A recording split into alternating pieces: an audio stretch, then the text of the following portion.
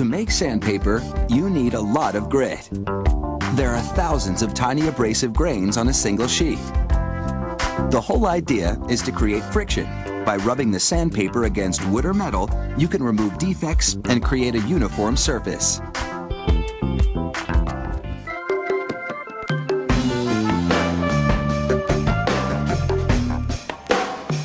It's ironic that something so abrasive can make things look so smooth and polished. Sandpaper often isn't made from paper at all, but fabric like polycotton.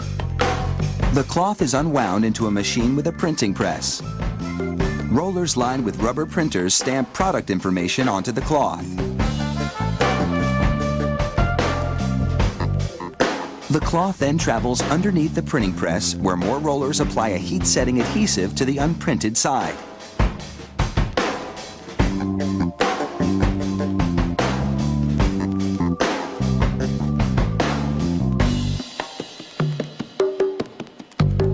A computerized system measures the density of the coating to ensure that it's been applied correctly.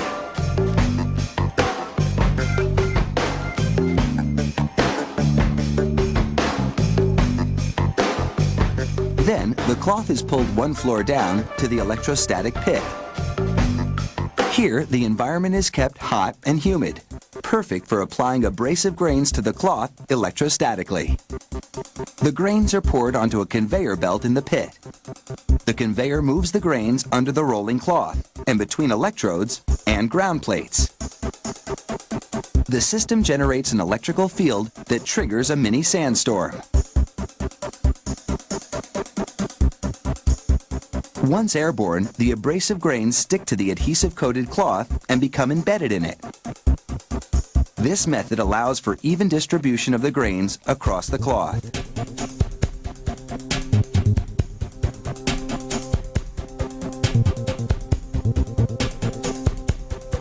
The grain-coated cloth now rolls out of the pit and back up to the main level of the factory.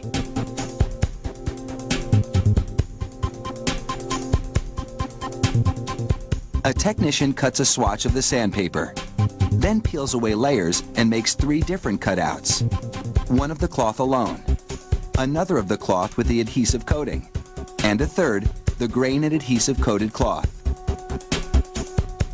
He weighs each cutout to confirm that the sandpaper has been formulated precisely to specification. He also examines the gritty surface under a microscope to make sure the grains are standing up evenly. This production run gets the go-ahead, so workers move the sandpaper through a 100-yard-long oven. It has 3 different heating zones, each progressively hotter. The increasing heat bakes the grains into the adhesive.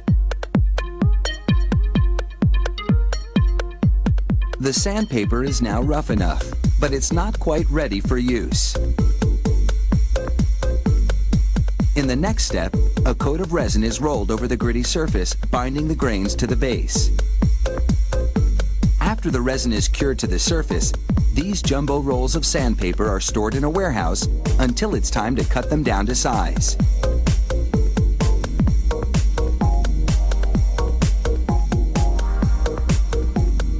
Some rolls are sliced into big sheets. These will be made into commercial sanding belts, the kind used in heavy manufacturing.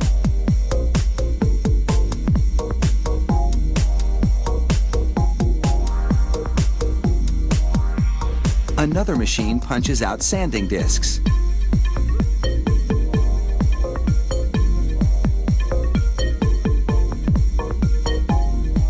And at this station, 4 rolls of sandpaper are simultaneously unwound into a machine. It carves the 4 layers into rectangles. These rectangles won't be used for sanding, but as grip tape for skateboards.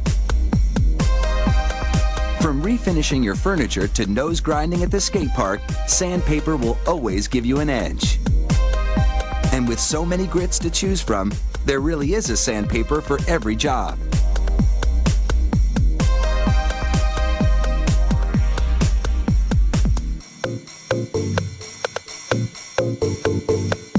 If you have any comments about the show, or if you'd like to suggest topics for future shows, drop us a line at sciencechannel.com/howitsmade.